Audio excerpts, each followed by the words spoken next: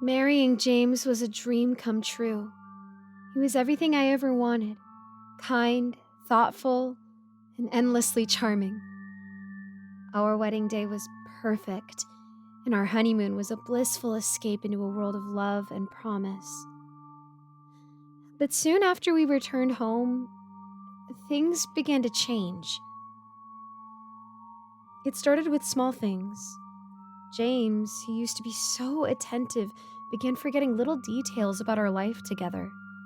He'd miss anniversaries or seem confused when I mentioned past conversations. At first, I attributed it to stress from his new job, but the inconsistencies grew more troubling. He'd mention memories we never shared or places we'd never been. I started to feel like I was living with a stranger. One night, as we lay in bed, I brought it up. James, do you remember our first date? He looked at me, his expression blank for a moment before he forced a smile. Of course, Liz. We went to that Italian place downtown. My heart sank. No, James. We went to the jazz club by the river. His face twitched, and he quickly covered it with a laugh. Oh, right, silly me. Must have been thinking of somewhere else. It was a simple mistake, but it was the culmination of many similar moments that left me feeling uneasy. The man lying next to me wasn't the James I married. Things escalated when I found an old photo album in the attic while cleaning. It was dusty and worn, filled with pictures of James and another man, someone who looked exactly like him. My heart raced as I flipped through the pages. There, on the back of one photo, was a name. Thomas. James, I called, descending the attic stairs with the album in hand. Who is Thomas? He looked up from his book, his face instantly darkening. Where did you find that? In the attic, I said, holding the album out. You never mentioned you had a twin. He stood, his expression unreadable. It's not something I like to talk about. Why not? He took the album from me, his grip tight. Because he's dead. He died years ago. I didn't believe him. There was a coldness in his voice, a finality that felt rehearsed.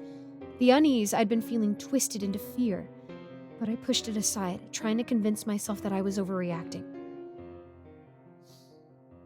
Over the next few weeks, James's behavior grew more erratic.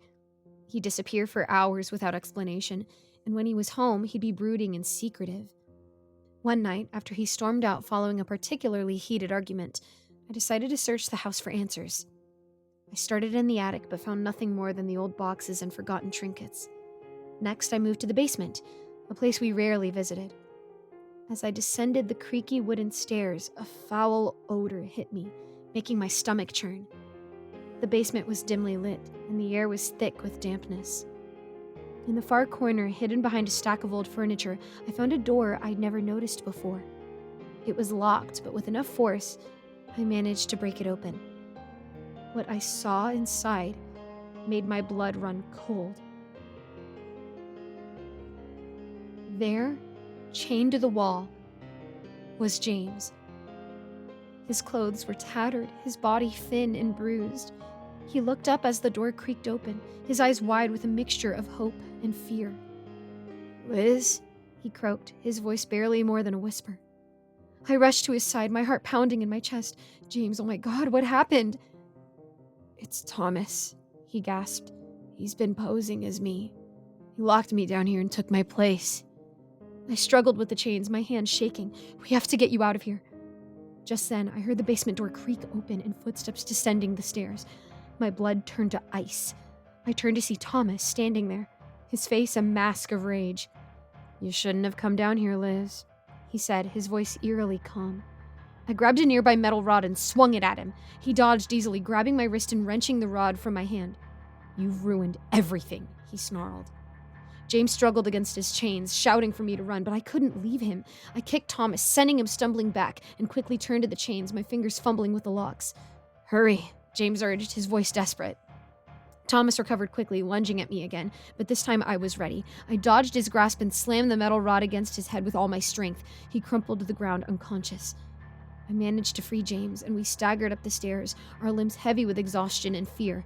We didn't stop running until we reached the neighbor's house and called the police. The authorities arrived quickly and took Thomas into custody. It turned out he had a long history of mental illness and jealousy toward James. He had faked his own death, only to return years later to take over his brother's life. James was weak but alive, and with time, he regained his strength. The ordeal left deep scars, but it also brought us closer together. We moved to a new town, far from the memories of that old house and the horrors we'd endured. 10 years later, we found ourselves in a hospital room, the sterile scent mingling with the overwhelming joy of new life.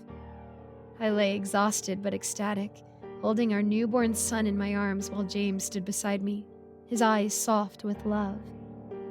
We discussed names, tossing around options with laughter and warmth. Then, James looked down at our baby, his expression shifting subtly. "How about Thomas?" he suggested, his smile stretching into something unworldly, something that sent a chill down my spine. The room seemed to darken, and the echoes of the past crept back, reminding me that some nightmares never truly end.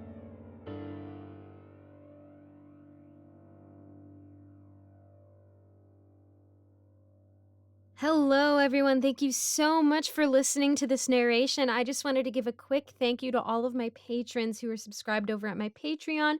We have a great big thank you from me to you, Alonzo, Kozak, Icy Narrates, Jesse Hartley, Andreas Anderson Linden, and Geek Sanctuary. Thank you guys so much for supporting me. If you would like to support too, just check out the links in my description. And thank you again for listening. I hope to see you all in the next video. Bye-bye.